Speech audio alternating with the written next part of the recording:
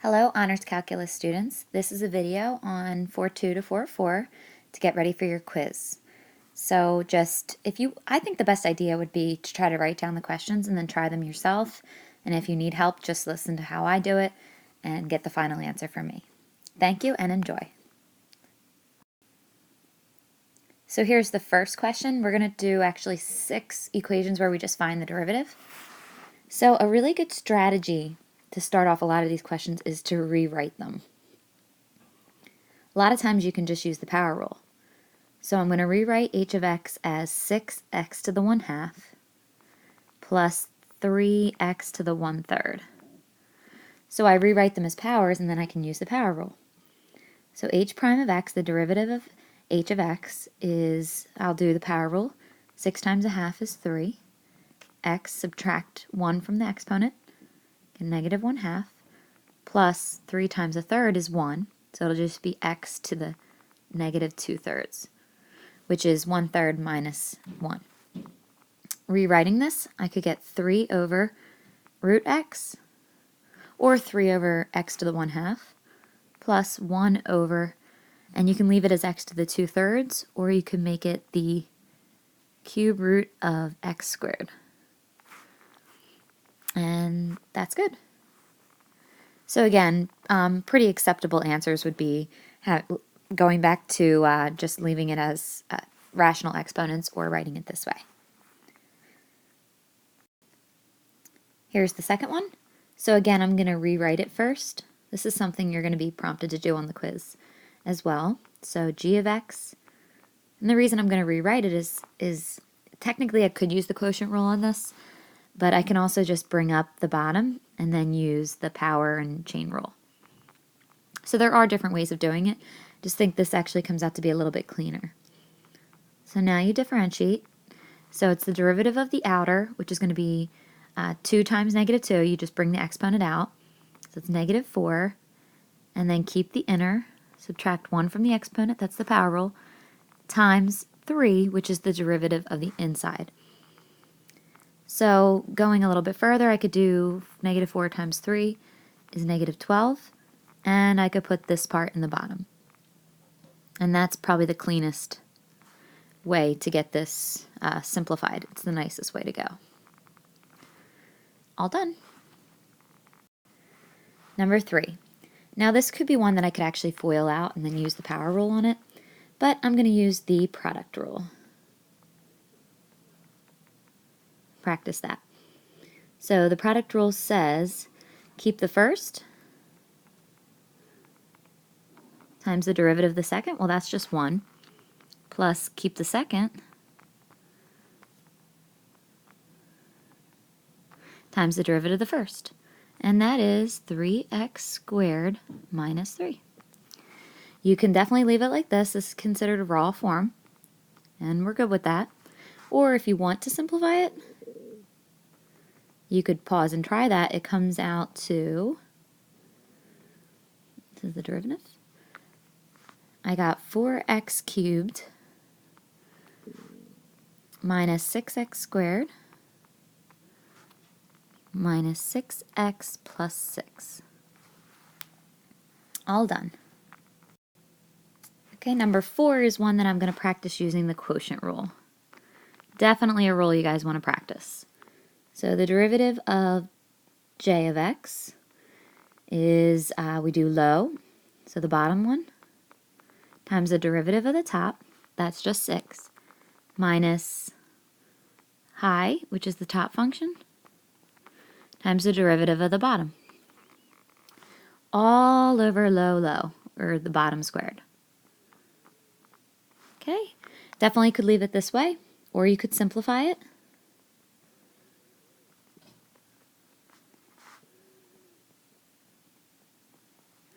And I got it down to negative 6x squared plus 10x plus 6, all over x squared plus 1 squared. To actually square out the bottom would make it a little bit more complicated, so just leave it as just like that. Again, this is your raw form, and that's going to be acceptable on this quiz. Here is one where it's actually more complicated to leave it like this, so I am going to rewrite it a little bit. So I can square each of these. There is a property of exponents that says you can square a product. So when I square root x, I just get x. And when I square x minus 3, I'm going to leave it this way. And I could multiply that all out and everything, but I'm going to leave it in this form. So I'm going to use the product rule. The product rule is whenever you have a function times another function.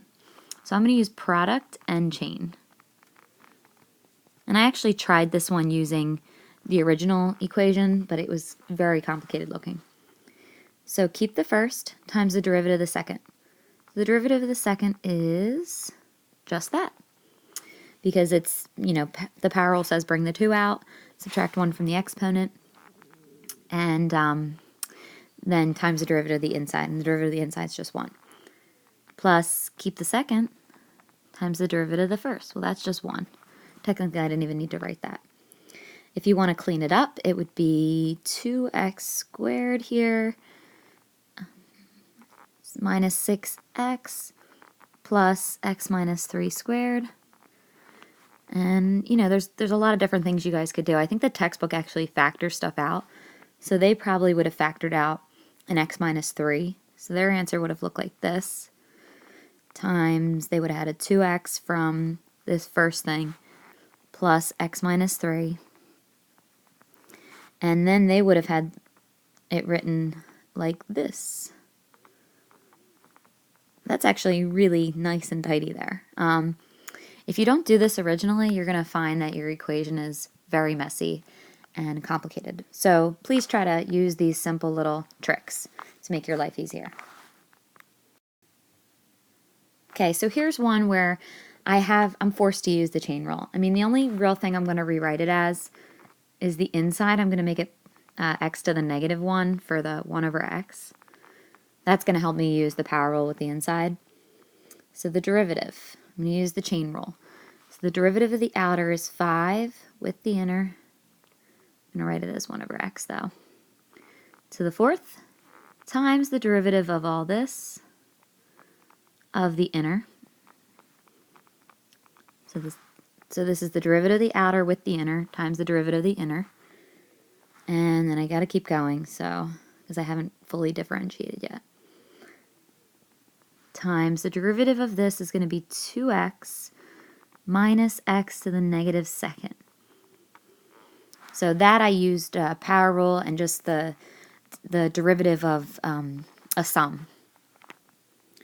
It really doesn't matter to me if you want to leave it like this, you can, or you can go to maybe just do this one little thing, which is to make it minus 1 over x squared over here.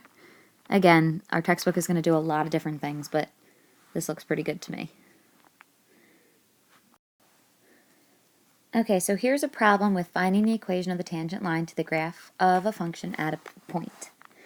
So you want to remember that the slope, what is that again, class? Oh, it's the derivative evaluated at the point. So evaluated at the x value. So for a second there, I'm going to leave that blank. I'm going to get myself the derivative by using the quotient rule.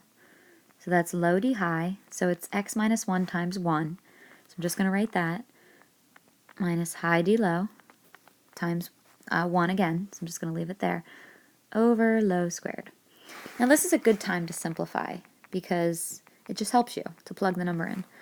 So the top, I know the x's are going to cancel when I multiply this, and I'm going to get negative 2 at the top over x minus 1 squared. So f prime of 1/2 should come out to be negative 8 when you do this correctly. So the slope of the graph at that point is negative 8. So now I'm going to use this equation to write my tangent line. So that's y plus 3 equals negative 8 and x minus 1/2. So this answer would be fine.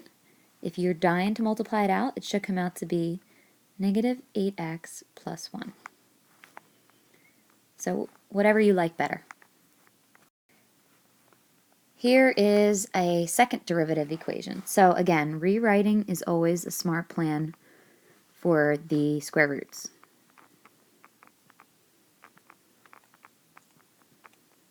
So that's going to require a chain rule and power rule.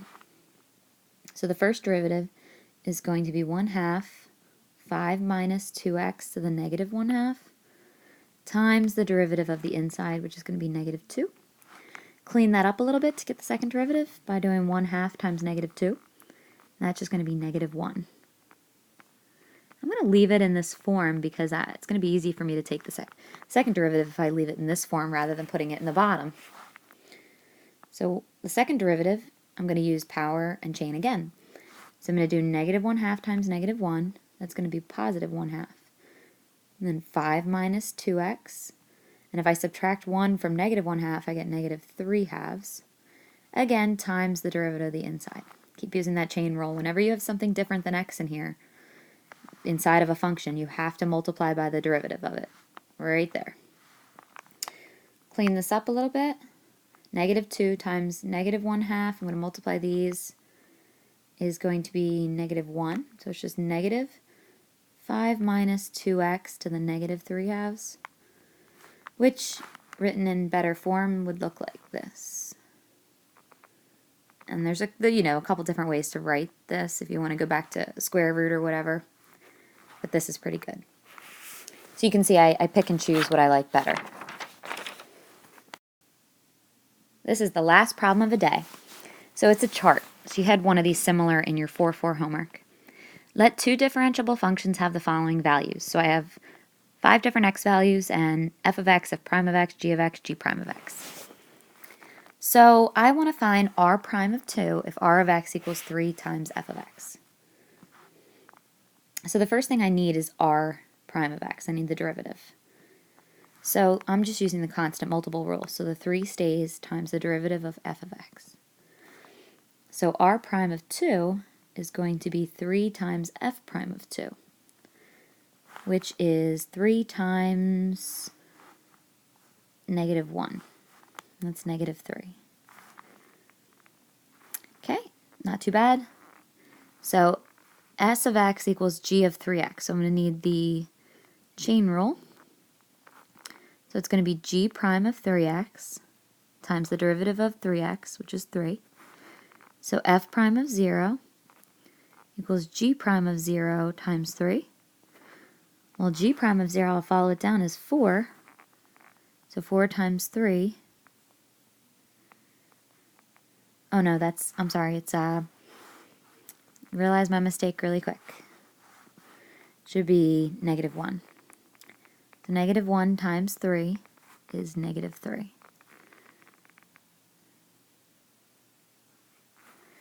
And last but not least, I'm going to try to squeeze this in here. T of x. So t prime of x. So you have to take the derivative first. This is what I'm trying to get at here. G prime of x plus 1/2 f prime of x. So if you plug in -1 there, g prime of -1 is 2. So it'll be 2 plus 1/2. F prime of -1 is 6, -6. So 2 plus 1/2 times 6 should come out to be -1. So I squeezed that in a little bit, but hopefully you're trying to do this more independently than anything else. So I hope you got a lot out of this video, and I hope you all get A's on the test. So have a nice night, and enjoy getting ready. Thank you.